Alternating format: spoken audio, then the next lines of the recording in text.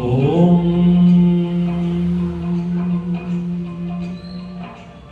एकदंताय विद्महे वक्रतुंडाय धीमहि तन्नो गणपति प्रचोदयात्।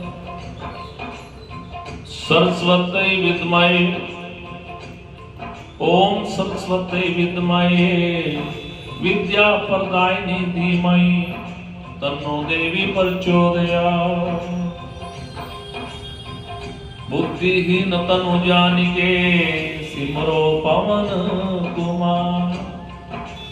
बल बुद्धि विद्या दे मोहि हरहु कलेश विकार।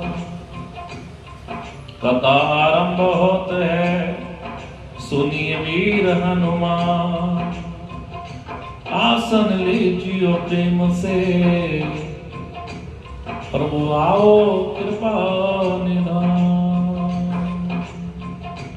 चलिए एक राम जी का भजन फिर कथा आरंभ करेंगे।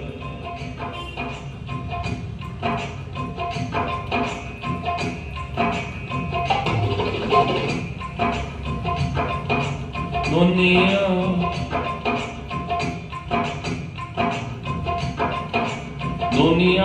चले ना श्री राम के बिना। दुनिया चले ना श्री राम के बिना। राम जी चले ना हनुमान के बिना। दुनिया चले ना श्री राम के बिना। राम जी चले ना हनुमान के बिना। राम जी चले ना हनुमान के बिना। राम जी चले ना हनुमान के बिना। दुनिया चले ना श्री राम के बिना। राम जी चले ना हनुमान के बिना। जब से रामायण पढ़ ली है। जब से रामायण पढ़ ली है। एक बात मैंने समझ ली है। जब से रामायण पढ़ ली है। एक बात मैंने समझ ली है।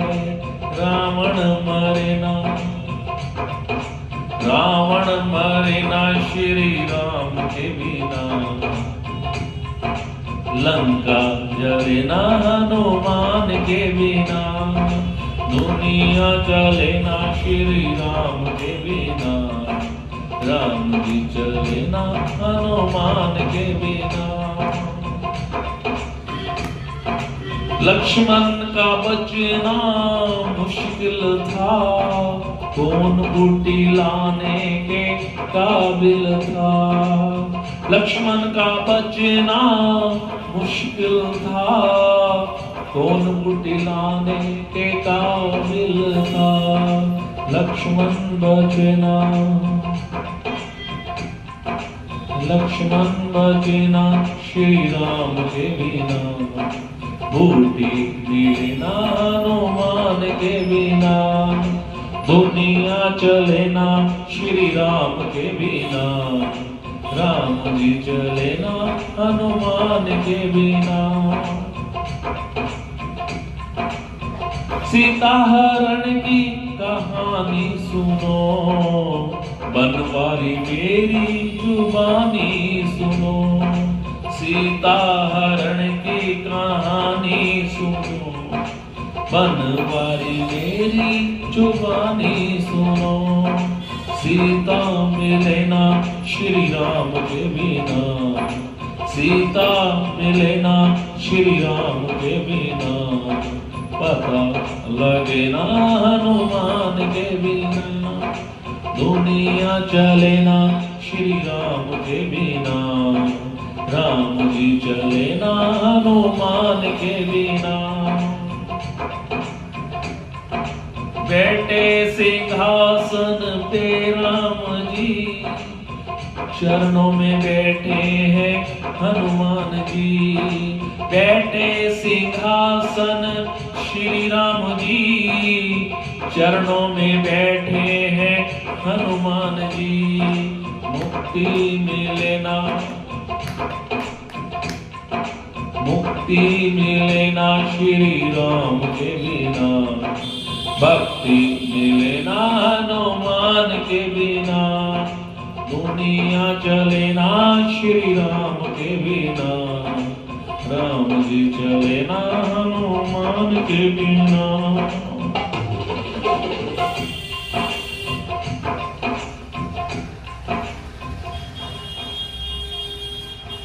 चलिए कथा भी आते हैं। राजा पृथु पूछते हैं, मुनि आपने कार्तिक मास में स्नान का फल कहा, इसका फल नियम क्या है, विधि क्या है, कैसे करना चाहिए? नारद जी कहते तुम तो भगवान के अंश हो, आपको मालूम है, फिर भी मैं आपको बताता हूं। कहते आश्विन मास की एकादशी, शुक्ल पक्ष की एकादशी से लेकर कार्तिक के व्रत करने चाहिए। सबसे पहले ब्रह्म मुहूर्त में जागे, जल का पात्र लेने, पूर्व या उत्तर दिशा की तरफ जावे, शौच आदि से निर्मित होकर, कान पर जनेऊ चढ़ाकर, शौच आदि से निर्मित होकर, दातुन इत्यादि करके, मुख शुद्धि करके स्नान करें।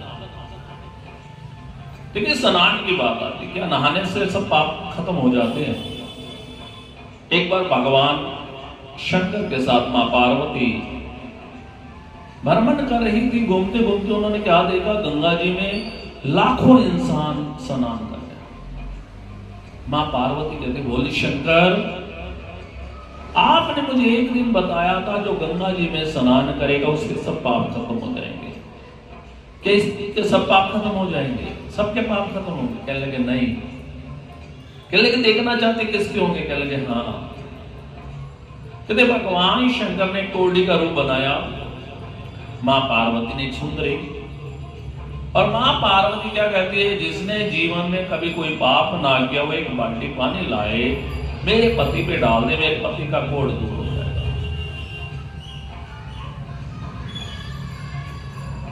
अब हर इंसान सोचता है कभी ना कभी कोई ना कोई पाप तो किया ही है, और उनमें से एक इंसान ऐसा आया, वो एक बाल्टी पानी लाया और भगवान शंकर जो कोड़ी के रूप में उनके ऊपर डाल दिया। मां पार्वती पूछती है, भले इंसान तूने जीवन में कभी कोई पाप नहीं किया? कहने लगे पाप तो बहुत किए, पर आज गंगा जी नहा लिया, भगवान प्रसन्न हो। कहने लगे इसका उद्धार होगा, क्योंकि इसको क्या है, विश्वास है। स्नान कार्तिक में स्नान कब?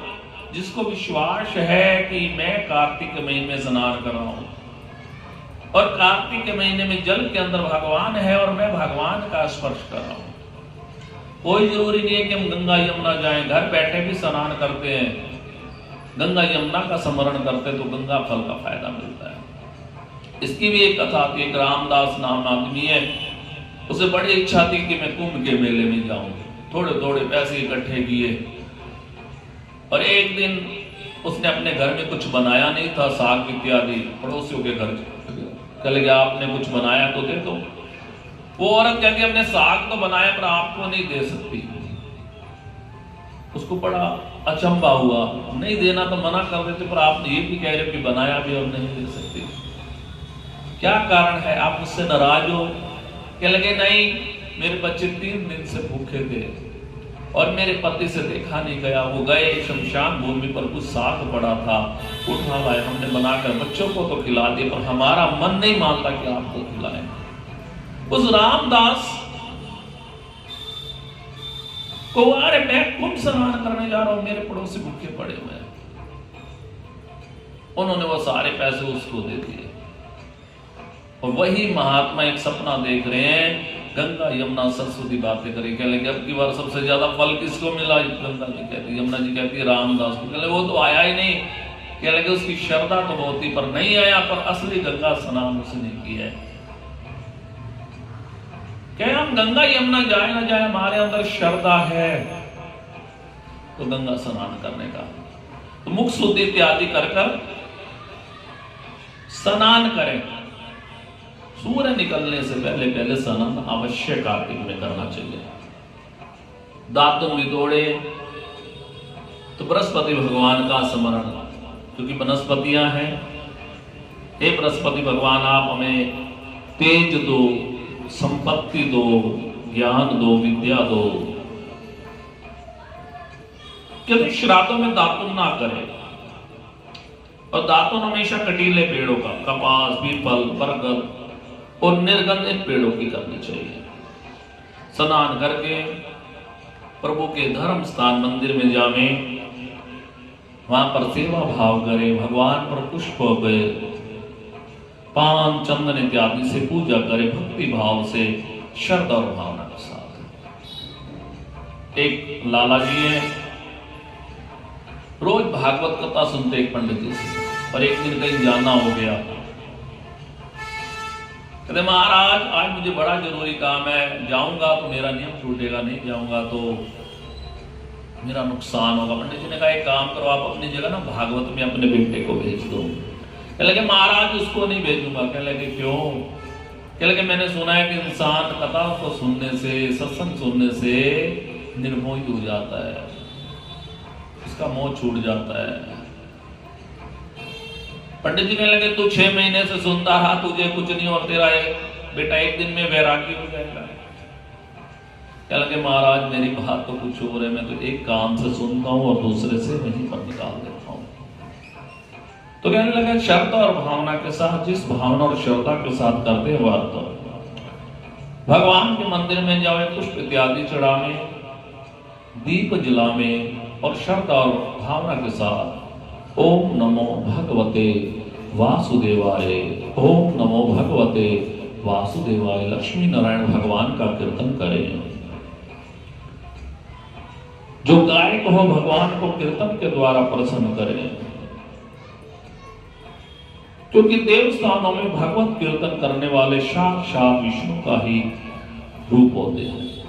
जो लोग सत्य युग में विष्णु भगवान की तपस्या योगदान के द्वारा, कहते कबीरा इसो जगत में कर लीजिए तो हो काम, देने को टुकड़ा भला लेने को हरि नाम। अगर इंसान के पास समर्थ है तो दान पुण्य भी करे, नहीं तो भगवत नाम, हरि का नाम लेने से कोई कीमत नहीं लगती। जरा सी जीभ हिलती है, जरा से होठ हिलते हैं।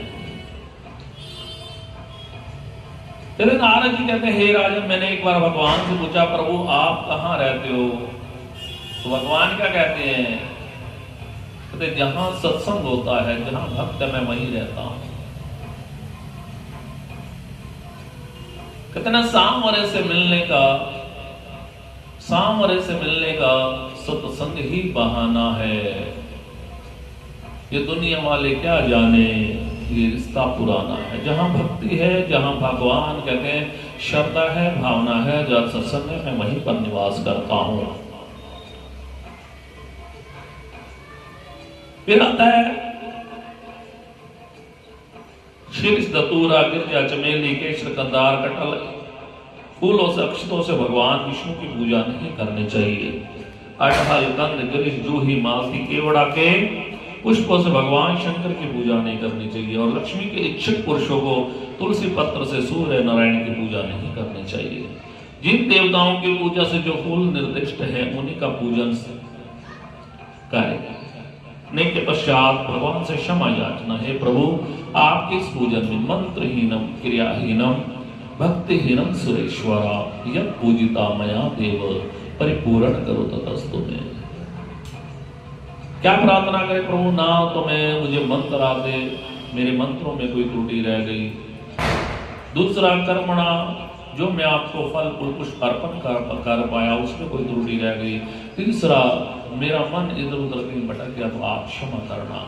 न जनामि योगम जपम नैवम पूजाम, न तो हम सदा सर्वदा संभूतोभ्यम, न मुझे पूजा करनी न कर्म, मुझे कुछ भी नहीं आता प्रभु, जो कुछ किया मैं तुझे अर्पण करता हूँ। इस प्रकार कहते हैं श्री हरि की कथा सुननी चाहिए, प्रसाद ग्रहण करना चाहिए और जो लोग कार्तिक के व्रत का अनुष्ठान करते हैं वो संसार के सभी सुखों को भोगते हैं, इसमें जरा भी संदेह नहीं।